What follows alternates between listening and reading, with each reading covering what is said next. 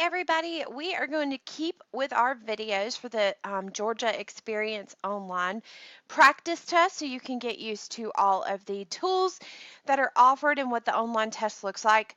I've pulled up this first question from the 3 through 5 test practice.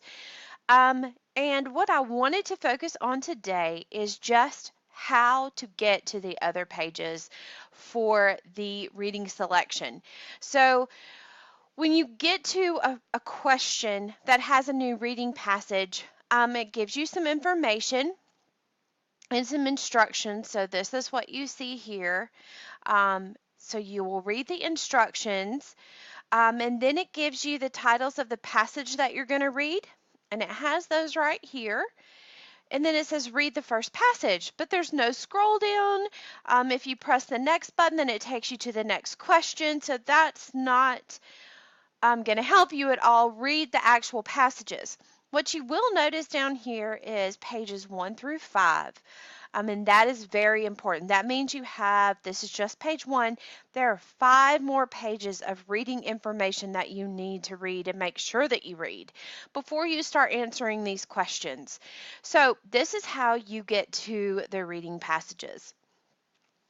You will go over here where it says page 1 through 5 and just click on page 1 through 5, somewhere over here on this side of the passages. To get back, like if you wanted to look back at the directions, or you wanted to, you read something on this page, you wanted to go back and look at the next information, then you press on this side. You click on this side. So very kind of confusing when you're nervous about taking the test anyway.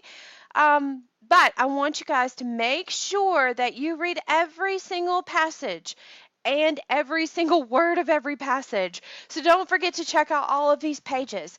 Once you scroll and you know that you've read all the pages, you will know because look, this is page 3 through 5. We still haven't even gotten to the second passage. So we're going to go 4 through 5. Here's the second passage.